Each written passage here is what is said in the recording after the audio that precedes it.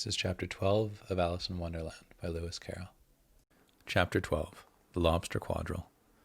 Now that you mention it, I would like to know what a lobster quadrille is, Alice replied eagerly. I know it's a dance, but what sort of a dance is it? Why, it's a square dance, said the Gryphon, jumping out in front of her and motioning with his paws. First you form a line along the seashore. 2 lines, cried the Mock Turtle, who did not want to be left out of the conversation. Seals, turtles, salmon, and so on. Then, when you've cleaned all the jellyfish out of the way, that generally takes some time, interrupted the Gryphon. You advance twice. Each time with a lobster as a partner, the Gryphon explained. Of course, agreed the Mock Turtle. Advance twice. Set 2 partners. Change lobsters and retire in the same order, continued the Gryphon. Then, you know, the Mock Turtle went on, you throw the lobsters, shouted the Gryphon with a bound in the air, as far out into the sea as you can.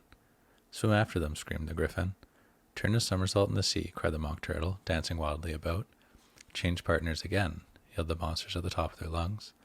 Back to the land again.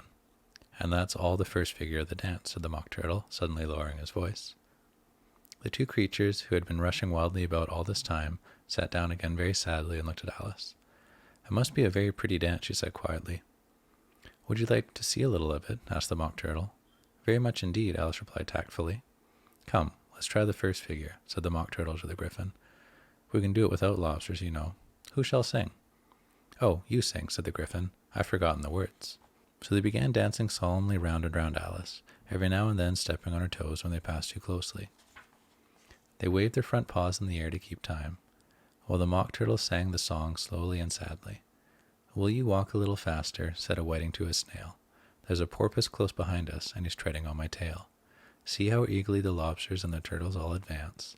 They are waiting on the shingle. Will you come and join the dance? Will you, won't you, will you, won't you, will you join the dance? You can really have no notion how delightful it will be when they take us up and throw us with the lobsters out to sea. But the snail replied, too far, and gave a look askance. Said he thanked the whiting kindly, but he would not join the dance. Would not, could not, would not, could not, would not join the dance.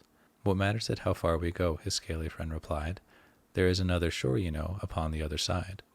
The further off from England, the nearer is to France. Then turn not pale, beloved snail, but come and join our dance. Will you, won't you, will you, won't you join the dance? Thank you. It is a very interesting dance to watch, said Alice, relieved it was over at last. I do like that curious song about the fish called a whiting. Oh, as to the whiting, said the Mock Turtle, you've seen them, of course? Yes, said Alice, I've seen them at Din, and stopped in the middle of the sentence. I don't know where Din may be, the Mock Turtle replied. But if you see them so often, then you know what they're like. I believe so, Alice answered thoughtfully. They have their tails in their mouths and crumbs all over them. You're wrong about the crumbs, said the Mock Turtle, putting his flapper over his mouth to hide a smile. Crumbs would all wash off in the sea. But they do have their tails in their mouths, and the reason is, the Mock Turtle yawned and shut his eyes. Tell her the reason and all that, he said to the Gryphon. The reason is, said the Gryphon, that they would go with the lobsters to the dance. So they got thrown out to sea. So they had to fall a long way, so they got their tails stuck in their mouths and couldn't get them out again. That's all. Thank you, said Alice politely. It's very interesting. I never knew so much about a whiting before. I can tell you more than that, if you like, said the Gryphon. Do you know why it's called a whiting? I never thought about it, said Alice. Why? It does the boots and shoes, the monster replied solemnly. Alice was thoroughly puzzled. Does the boots and shoes? She repeated questioningly. Why, what are your shoes done with? Asked the Gryphon. I mean, what makes them so shiny? Alice looked down at her shoes and thought for a minute. They're done with blacking, I believe. Boots and shoes under the sea, the Gryphon went on in a deep voice, are done with whiting. And what are they made of? Asked Alice. Soles and eels, of course, the Gryphon replied impatiently. Any shrimp could have told you that.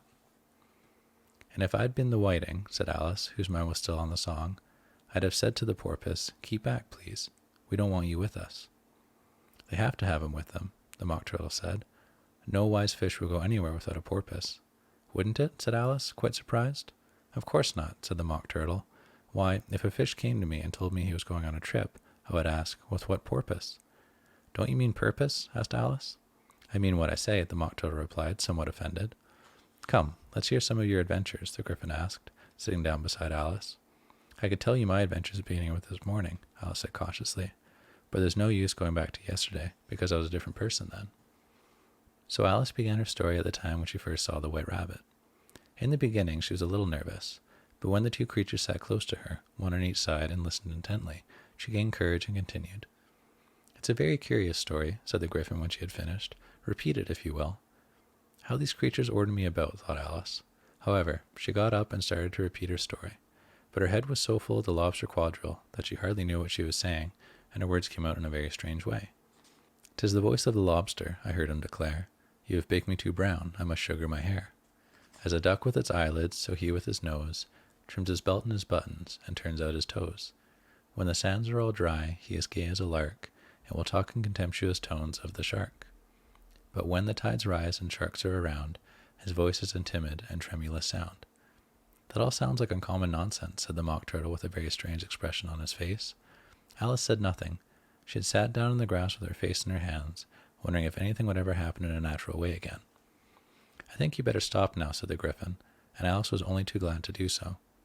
"Shall we try another figure of the lobster quadrille?" the Gryphon asked next. "Or would you like the Mock Turtle to sing you a song?" "Oh, a song, please, if the Mock Turtle would be so kind," Alice replied enthusiastically. There's no accounting for taste," said the Gryphon, somewhat offended. "Sing her turtle soup, will you, old fellow?" Just at that moment, they heard a cry of, "The trial's beginning," in the distance. "Come on," cried the Gryphon.